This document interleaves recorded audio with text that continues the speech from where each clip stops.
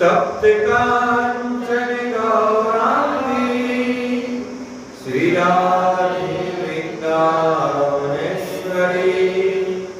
वृषभानुसुते देवी प्रणमामि हरिप्रिये। जय श्री कृष्ण चैतन्य प्रभु नित्यानंद श्री अद्वैत गदाधर श्रीवासादि गौरभक्तवृंद। हरे कृष्णा कृष्णा कृष्णा हरे हरे हरे राम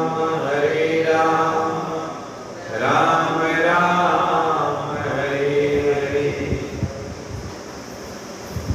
योऽन्तः प्रविश्य मम वाच्यमिमां प्रसुप्तां सञ्जीवयति अखिलशक्तिधरः स्वधाम्ना।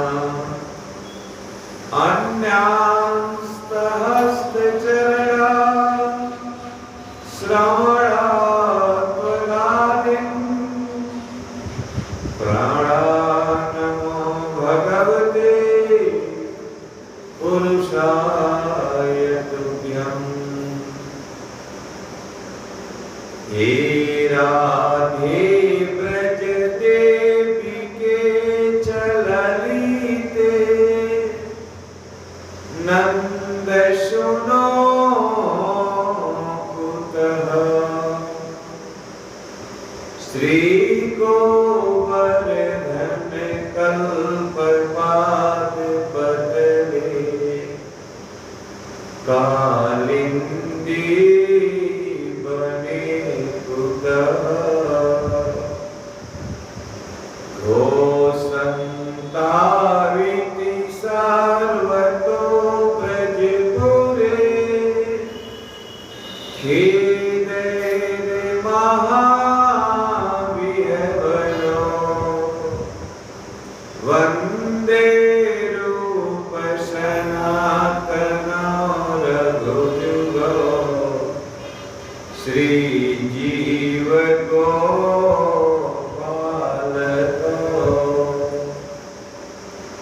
संख्यापूर्वक नाम गान नतिभिः कालावशानी कृतो। निद्राहार विहार कादि विजितो चातयन्त दीनाचयो। राधा कृष्ण गुण स्मृते रमधुरिमा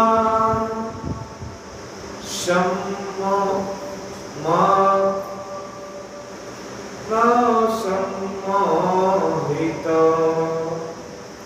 वन्दे रूप सनातनो रघुयुगो श्रीजीव गोपालको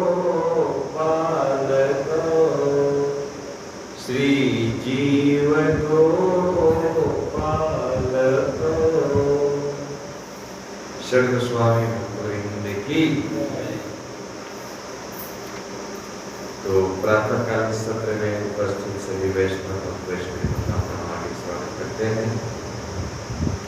स्कंद 6 अध्याय 12 और श्लोक संख्या 20। भवान्तार्षि मायां वै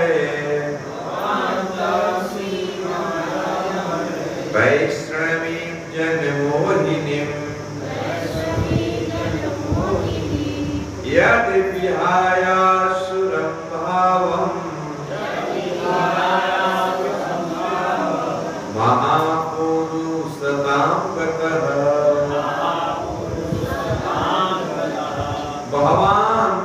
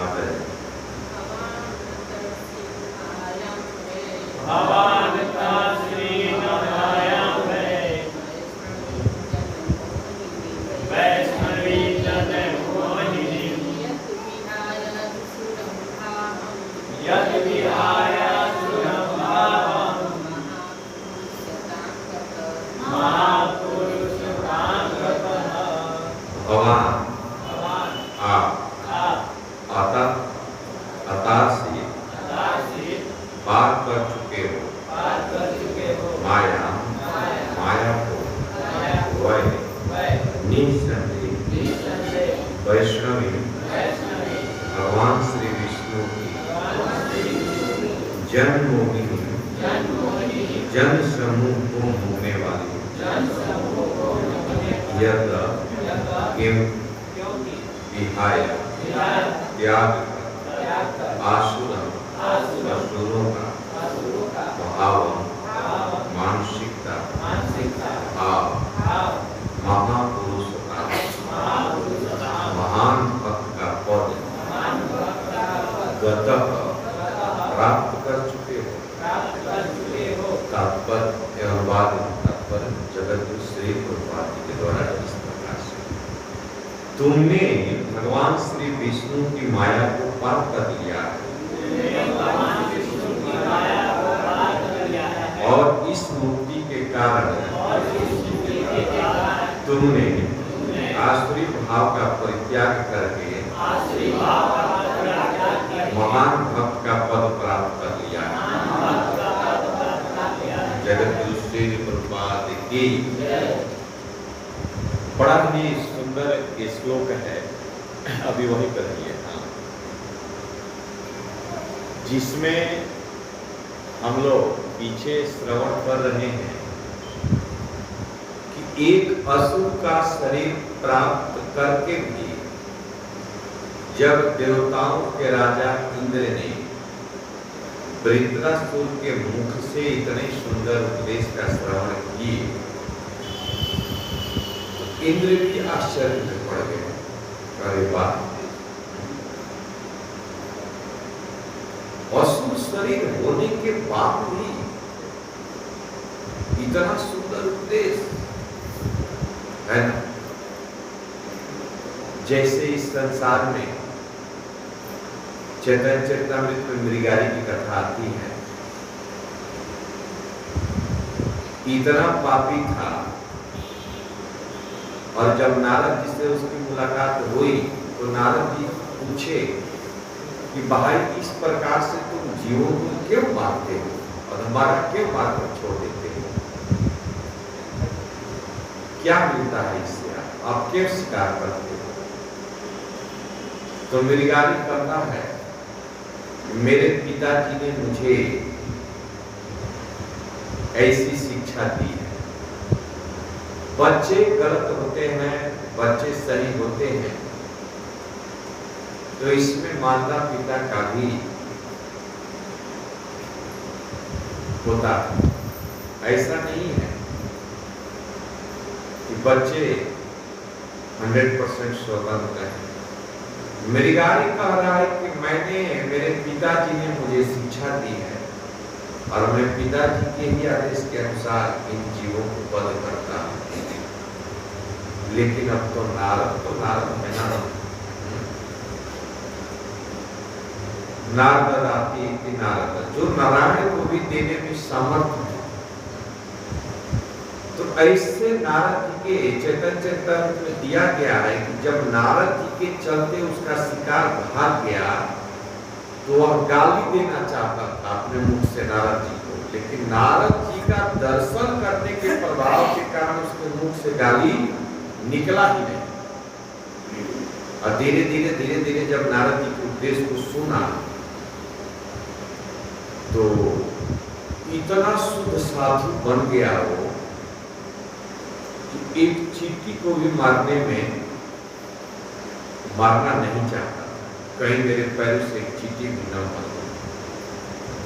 जो इतना बड़ा पापी था, कहता था कि जब जीव को मैं अधमरा मारता हूं और जब ये छटपटाते हैं तो मेरे हृदय में बहुत बड़ा आनंद आता है। और जब गांव के लोगों ने सुना कि इतना बड़ा पापी मृगारी भक्त बन गया, 16 माला का जप करने लगा, तुलसी जी की सेवन करने लगा, सारा जितना धन कमाया था सब ब्राह्मणों को दान दे दिया, केवल एक वस्त्र पहन कर गया है नदी के किनारे, कुटिया बनाकर भजन कर रहा है। बड़ा आश्चर्य लग रहा है उस समय में। तो चलो थोड़ा देखते हैं कि सही में मृगारी भक्त बन गया क्या।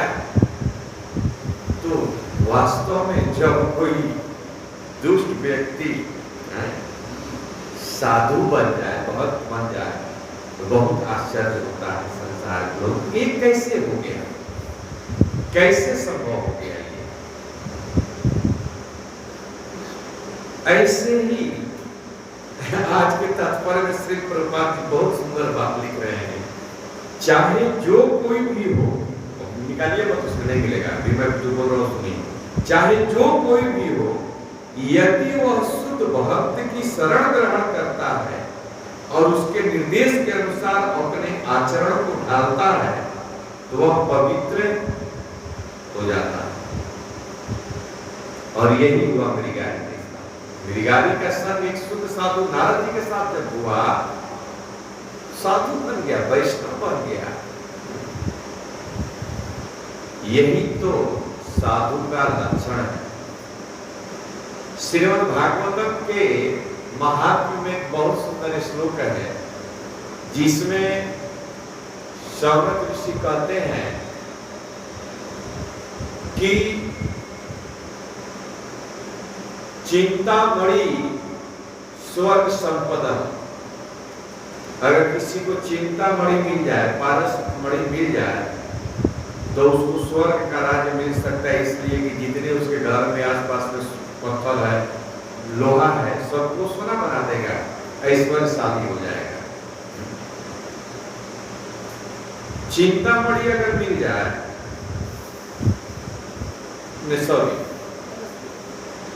चिंतामणि अगर मिल जाए उसको, तो इस पृथ्वी का ऐश्वर्य उसको प्राप्त हो सकता है, पृथ्वी पर पूरे पृथ्वी का राजा वो बन सकता है, चिंतामणि पारसमणि अगर मिल जाए तो।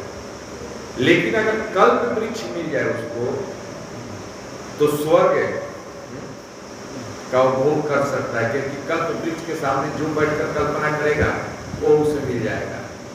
लेकिन शौनक ऋषि कहते हैं कि महाराज, अगर गुरु प्रीतो, गुरु प्रसन्न हो जाए, शुद्ध साधु अगर प्रसन्न हो जाए, हमारे आचरण से, हमारे व्यवहार से अगर श्री प्रभुपाद जैसे भक्त प्रसन्न हो जाए, तो वैकुंठ प्रिय दर्शना, वो भक्त उस जीव को भगवान का परम प्रिय धाम वैकुंठ भी दे सकते हैं। इसलिए हे गुरुदेव, आप हमें उपदेश कीजिए, बताइए। तो यहाँ पर जो प्रसंग चल रहा है, वृत्रासुर असुर के देह में है। जब वृत्रासुर जैसे असुर के शरीर से, जब वृत्रासुर के वचन को सुने इंद्र भगवान, इंद्र को लगा कि बाप रे बाप, ये तो असुर होते हुए भी बहुत बड़े पद पर स्थित है। याद आ गया आपको ध्रुव का, प्रहलाद का, बलि का स्मरण आने लगा मन में। और वास्तव में यही सिद्धांत है। और ऐसे स्थिति में जब व्यक्ति पहुंच जाता है, श्री प्रभुपाद बहुत सुंदर बात यहाँ पर बता रहे हैं कि जब ऐसी स्थिति को व्यक्ति प्राप्त कर जाता है, तो वो कभी भी विमुख नहीं होता, और वह क्या समझता है कि वास्तव में यही जीवन का सबसे बड़ा परम लाभ है। आज किसी को लगता है, हमें तो नहीं लगता है, हमें लगता है कि भूमि हो दो चार जगह तो ये लाभ है, धन संपत्ति हो तो ये लाभ है, मकान हो, गाड़ी हो, नौकर चाकर हो, यही जीवन का सबसे बड़ा लाभ है, क्योंकि हमें अभी कोई स्थिति प्राप्त नहीं है। लेकिन वृत्रासुर की स्थिति इंद्र कह रहे हैं, इंद्र वाच, सारा इसको इंद्र बोल रहे हैं कि वृत्रासुर की स्थिति प्राप्त होने के बाद व्यक्ति के लिए ये जो स्थिति है, लगता है कि सबसे टॉप लाभ है, सबसे सर्वोत्कृष्ट लाभ है हमारे लिए। और ऐसी स्थिति को प्राप्त पुरुष बड़े से बड़े दुख में भी विचलित नहीं होता, क्योंकि वो दृढ़ धीर हो जाता है, धैर्य हो जाता है, टिक जाता है। एक प्रसंग मुझे स्मरण आ रहा है कि जब महाभारत में वर्णन है कि जब युधिष्ठिर महाराज कुरुक्षेत्र का युद्ध समाप्त हो गया और बहुत शोक हुआ, भगवान समझाए लेकिन युधिष्ठिर महाराज का शोक दूर नहीं हुआ। अंततः सारे पांडवों को लेकर कुरुक्षेत्र के युद्ध मैदान में जहां पर भीष्म पितामह बाणों की सैया पर धराशायी पड़े हुए थे वहां लेकर गए। तो वहां पर भागवत में तो केवल एक लाइन में लिख दिया गया कि दान धर्म के विषय में, राजधर्म के विषय में, अनेकों प्रकार के धर्म के विषय में, स्त्री धर्म के विषय में, लोक धर्म के विषय में युधिष्ठिर महाराज ने प्रश्न किया। लेकिन जब महाभारत पढ़ेंगे तो उसमें दिया गया है कि युधिष्ठिर महाराज ने भीष्म पितामह से प्रश्न किया कि दादा, व्यक्ति के जीवन में अगर कठिनाई आए तो उस समय किस प्रकार से वह जो है अपने जीवन में सुखी रह सकता है, किस प्रकार से वो आचरण करे, कैसा व्यवहार करे कि वह इन कष्टों से बच जाए और जीवन में सुख की प्राप्ति करे। तो उस भारी सभा में अब आप स्मरण करेंगे तो जैसे ही ये लोग फैला, एक समाचार फैला कि युधिष्ठिर महाराज सारे पांडवों के साथ कृष्ण लेकर उनको कुरुक्षेत्र के मैदान में जा रहे हैं, तो सारे ब्रह्मर्षि, राजर्षि, देवर्षि, जितने भी ऋषि साधु सब थे, देवता, सब लोग अलग रूप से वहां पर आ गए कि बाप रे बाप, इतना सुंदर प्रवचन कौन करने जा रहा है? तो भीष्म पितामह के मुख से निकलने जा रहा है। और उस भारी सभा में जो भीष्म पितामह ने उत्तर दिया है, यहाँ तक युधिष्ठिर महाराज कहते हैं कि कितना बड़ा दुख, तो मान लीजिए कि उसका पूरा परिवार ही समाप्त हो गया। कोरोना आया, कोरोना काल में मान लीजिए कि माता पिता भाई सब मर गए, अब बेचारा अकेले बचा। इतना बड़ा विपद, हल्का फुल्के की बात नहीं कर रहे, किसी का सारा धन आग लग कर जल जाए, समाप्त हो जाए, ऐसी विपत्ति की स्थिति में भी कैसे वो अपने आप को संभाल सकता है, कैसे सुखी रह सकता है? इतना सुंदर प्रश्न किया। हल्के फुल्के विपत्ति की बात नहीं कर रहे हैं। उस समय उस भारी सभा में भगवान श्री कृष्ण कहते हैं उसे केवल धैर्य रखना होगा। ये धैर्य में इतना बल है कि केवल उसे धैर्य रखने की जरूरत है। ये चले जाएंगे और धीरे धीरे वह अपने जीवन में सुख का अनुभव कर लेगा। लेकिन अगर विह्वल हो गया, अगर घबरा गया, विचलित हो गया, तो वो भी समाप्त हो जाएगा। लेकिन ये धीरता धारण कैसे करेगा? कैसे धीरता आएगी हृदय में, दृढ़ता कैसे आएगी? तो उसका केवल एक ही उपाय है, श्रवण।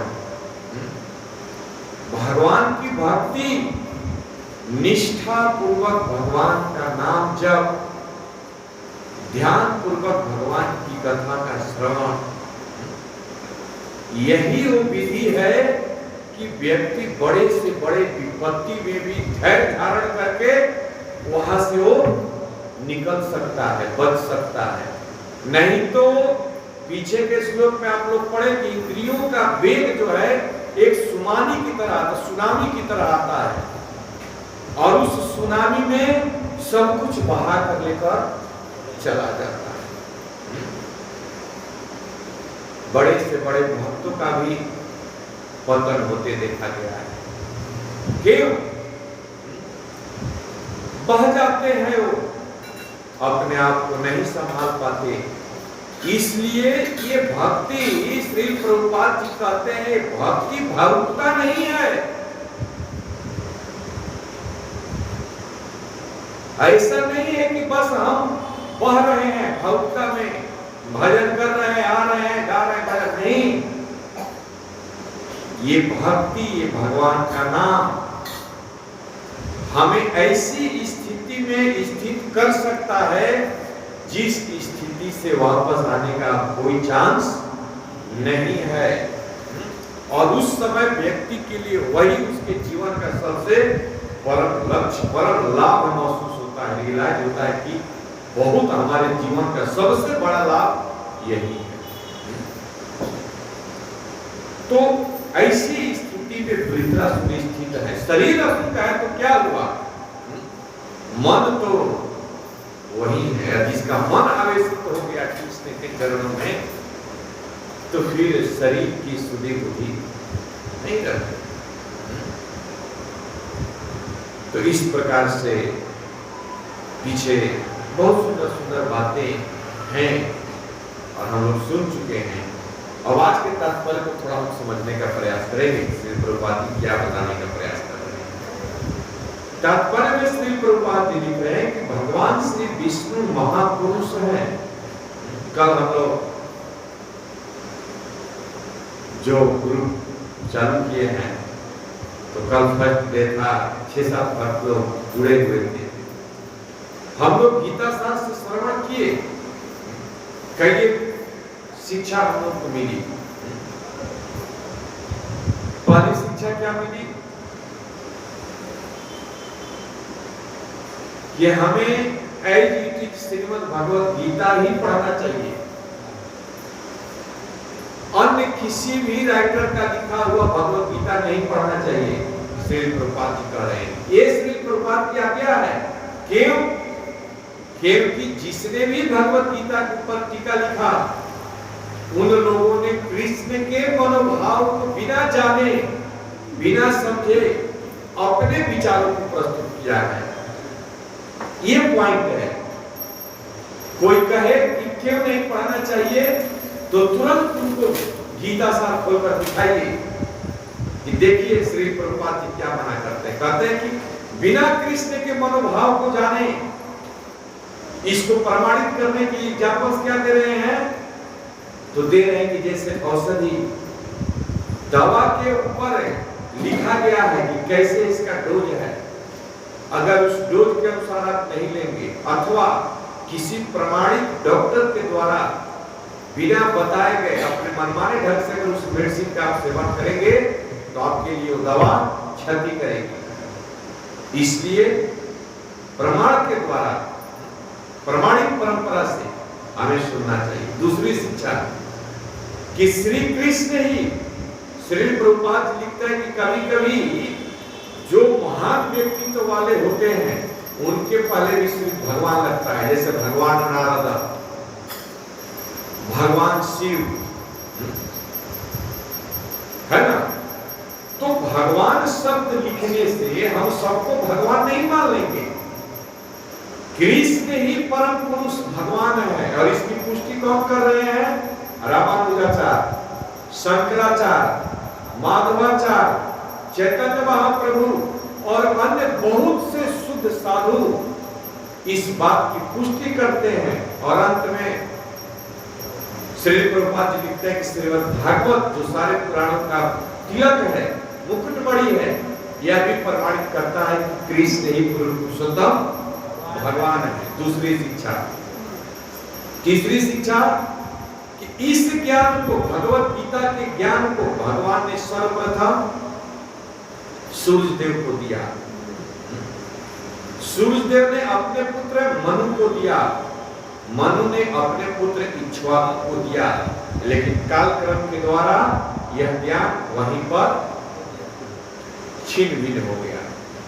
यहां तक हम लोग अध्ययन कर चुके हैं, पेज नंबर 6 तक। आज 7 नंबर पेज से हम लोग आगे इस ग्रुप को आगे बढ़ाएंगे।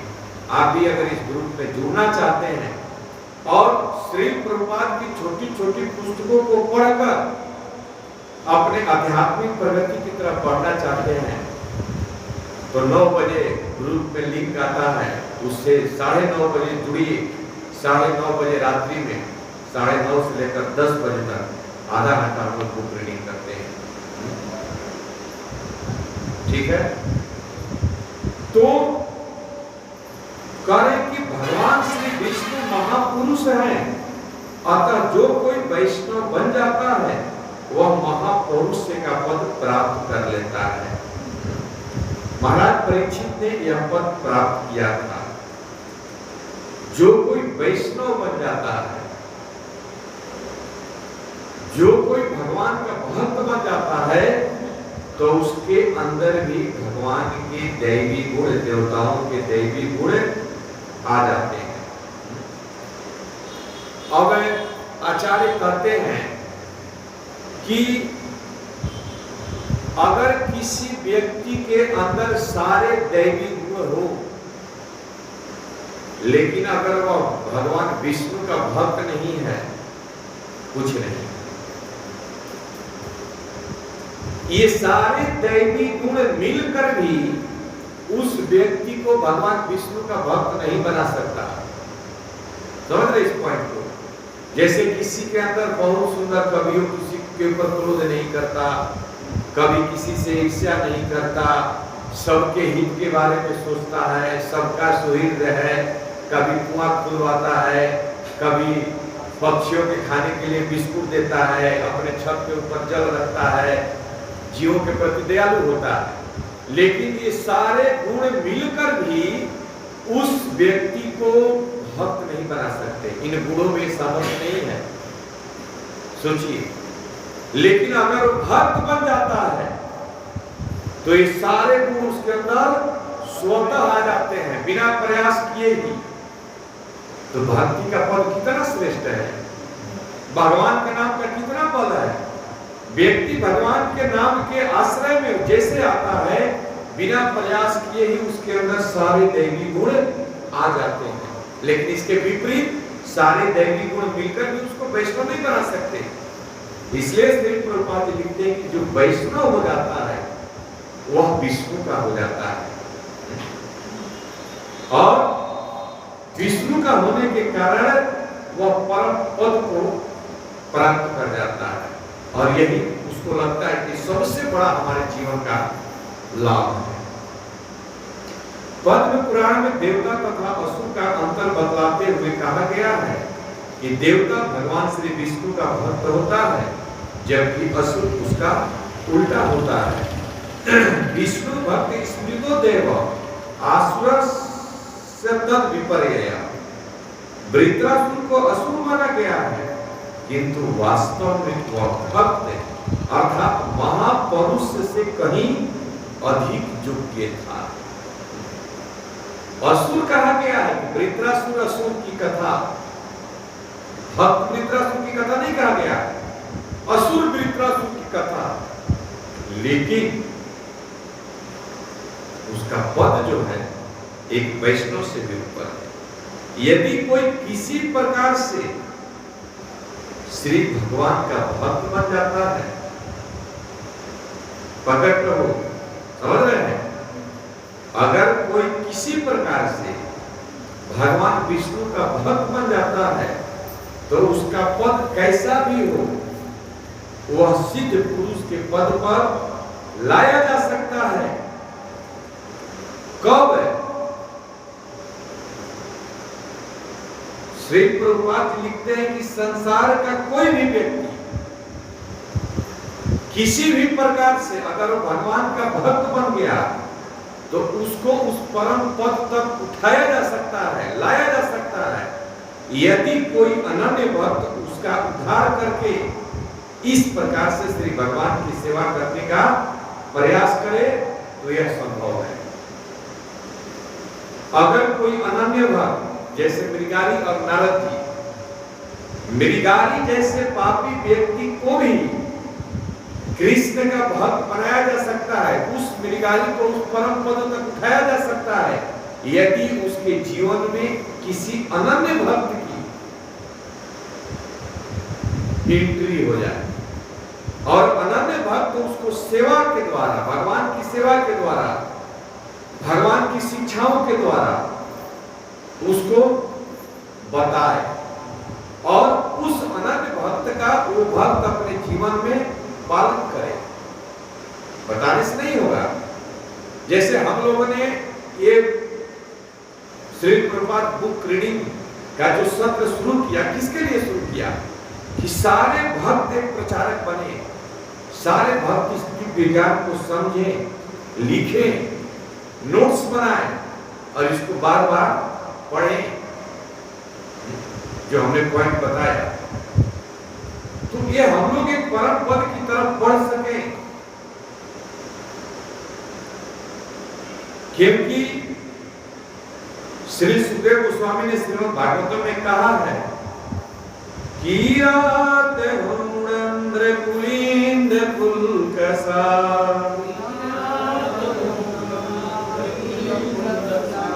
आभीर शुंभाय मनाखसादय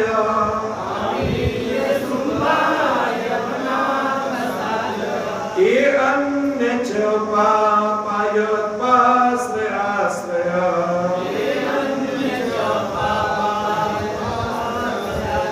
सुधयन्ति तस्मै प्रभवस्मणे नमः प्रभविष्णवे नमः। यही चतुष्लक्षाणी मानुष, 4 लाख मनुष्यों में देखिए, किरात, हूण, आंध्र, कुलीन, पुलकस, आभीर, शुंभ, यवन तथा खस आदि जातियां तथा दूसरे पापी लोग। ये जातियां ऐसी है कि ये जातियों को ये भी पता नहीं है कि कैसे अपने वस्त्र शरीर को ढकना चाहिए, क्या खाना चाहिए। बिल्कुल जंगली, एकदम सबसे निकृष्ट जातियां। मनुष्यों में भी 4 लाख प्रकार की जाति है, ये सब बिल्कुल निकृष्ट जातियां हैं। और इनका उदाहरण देकर श्री प्रभुपाद बताने का प्रयास कर रहे हैं कि ऐसे पापी लोग श्री भगवान की भक्तों की शरण ग्रहण करने से पवित्र हो जाते हैं। देख रहे भक्तों की संग की महिमा, भक्तों की संगति में, अनन्य भक्तों की संगति में, शुद्ध भक्तों की संगति में आने मात्र से ही ये उस परम पद को प्राप्त कर सकते हैं, क्योंकि वे परम शक्ति हैं। उस सर्वशक्तिमान भगवान को मेरा सादर नमस्कार है। चाहे जो कोई भी हो, यदि वह शुद्ध भक्त की शरण ग्रहण करता है और उसके निर्देश के अनुसार अपने आचरण को ढालता है, तो वह पवित्र हो सकता है। तभी चाहे वह किरात हो, आंध्र हो या कुलिंद हो, वह पवित्र होकर महापौरुष के पद तक उठ सकता है। यदि जिह्वा अग्रे वर्तते नाम तुभ्यं देवु तपस्ते जहु सुस्मरालया। जिसके जिह्वा से भगवान का नाम आने लगा, सुखदेव गोस्वामी कहते हैं कि वह पवित्र नदियों में, सारी नदियों में तीर्थ कर लिया, उसे करना बाकी नहीं है। कल आप लोग सुने ना कि अगर आप यहाँ आकर बैठ गए तो ऐसे नहीं है कि इसी तरह आप आकर बैठ गए, ये आपके पिछले कई जन्मों की तपस्या का प्रभाव है। जैसे मान लीजिए कि इस जीवन में आप भजन कर रहे हैं, ठीक है, इस जीवन में आपको भगवत प्राप्ति नहीं हुई, शरीर छूट गया, अगले मनुष्य के शरीर में आप चले गए। अब बच्चा जैसे मां के गर्भ से बाहर आया, 2-4-5 साल के बाद ही उसके अंदर स्वाभाविक भक्ति का लक्षण दिखने लगा, है ना। वो मंदिर आना पसंद करने लगा, मंदिर आता है तो बैठना पसंद करने लगा, खेलने के प्रति कोई रुचि नहीं है, जैसे प्रहलाद महाराज, है ना। तो ये स्वाभाविक उसके हृदय में जो बचपन से ही भगवान के प्रति आकर्षण होने लगा, किस जन्म का फल है। अब उसको तो याद नहीं है कि पिछले जन्म में हम भगवत सेंटर में जाकर कथा सुनते थे नियमित रूप से, ये तो नहीं याद है उसको। लेकिन इस जन्म में किए गए तपस्या का ही फल है कि उस जीवन के लोग क्या कहेंगे कि मेरा बच्चा तो बचपन से ही भगवान का भक्त था। अरे भाई, बचपन से नहीं था, वो अपने पिछले जीवन में उसने भगवान का भजन किया था, तपस्या किया था, इसलिए बचपन से उसके हृदय में ये स्वाभाविक रतिमती है। इसलिए आपका यहाँ आना ये आपके पिछले करोड़ों कई जन्मों के पुण्य का उदय है कि आप यहाँ आकर बैठकर भागवत की कथा को सुन रहे हैं। इसलिए यहाँ पर श्री प्रभुपाद जी इस सिद्धांत को बताने का प्रयास कर रहे हैं कि व्यक्ति किसी भी स्तर का हो, इसलिए तो भगवान गीता में भी कहते हैं कि अपि चेत सुदुराचार भजते माम अनन्य भाग साधुरेव समन्तव्य सम्यक व्यवस्थितो ही सब। दुराचारी ही क्यों नहीं है, कामी है, लोभी है, क्रोधी है, विषयी है, लेकिन किसी प्रकार से अगर मेरी भक्ति में जुड़ गया और भक्ति में आने के बाद अगर वो गंभीर हो गया, सीरियस हो गया, तत्व से सुनकर अपने जीवन के लक्ष्य की तरफ अगर बढ़ने का प्रयास करने लगा और उसके जीवन में अगर शुद्ध साधु का समागम हो गया, एंट्री हो गया, भक्तों का संग हो गया, तो उसे परम पद तक उठने में देर नहीं लगती है। और उस स्थिति को जब वो प्राप्त करता है तो उसके लिए फिर ये जो सबसे बड़ा दुख है, जन्म मृत्यु जरा व्याधि को लांघ कर, प्रकृति के गुणों को लांघ कर वो ऊपर निकल जाता है। और इसी स्थिति को प्राप्त करने का प्रयास करना चाहिए। और इसी स्थिति में वृत्रासुर स्थित है। इसलिए इंद्र कह रहे हैं बाप रे बाप, ये असुर का शरीर प्राप्त करके इतना ज्ञान, इतनी सुंदर सुंदर बातें, अरे क्यों ना हो। पिछले जन्म में भगवान के भक्त थे, संकर्षण भगवान के भक्त थे। संकर्षण जिन्होंने अपना विमान दिया था, भगवान के धाम में गए थे, वो विचरण करते हुए पहुंच गए, माता का श्राप लग गया, आ गए तो क्या, भगवान तो कहते हैं कि मेरे भक्तों का कभी पतन नहीं होता।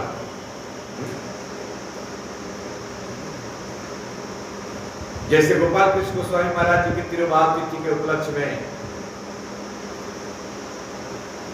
नहीं, जयानंद प्रभु के तिरुभाव तिथि के उपलक्ष्य में श्री प्रभुपाद जी बताते हैं कि निश्चित जयानंद भगवान के धाम में गए होंगे, और अगर नहीं गए होंगे, किंचित मात्र रत्ती भर अगर उनके मन में कोई इच्छा रह गई होगी, तो निश्चित ऊपर के लोगों में गए होंगे, जहां से बाकी लोग यज्ञ आते हैं, स्वर्ग लोग से नीचे गिरते हैं, लेकिन अपने भक्ति के कारण वो भक्त नीचे नहीं गिरने वाले हैं, वहीं से सीधे टेकअप करेंगे, चले जाएंगे भगवान के धाम।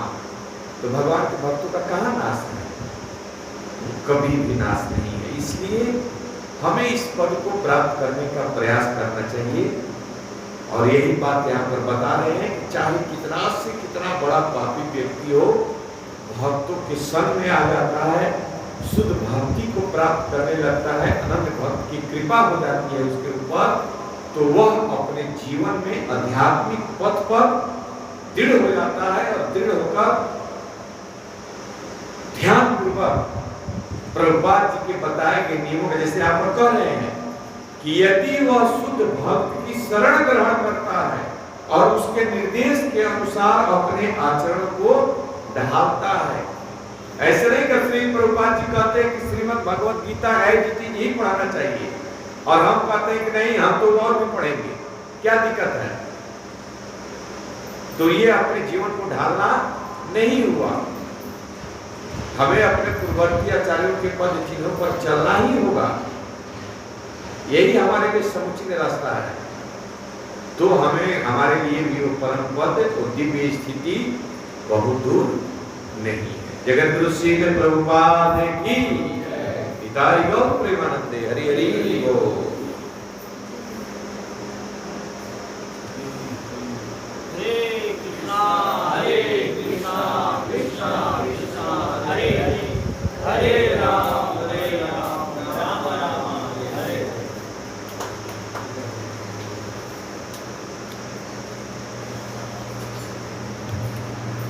प्रदीप प्रभु रात में आप जुड़े नहीं थे, रात में आप जुड़े नहीं थे, वो अभी नहीं जुड़ता, मोबाइल में नहीं है मोबाइल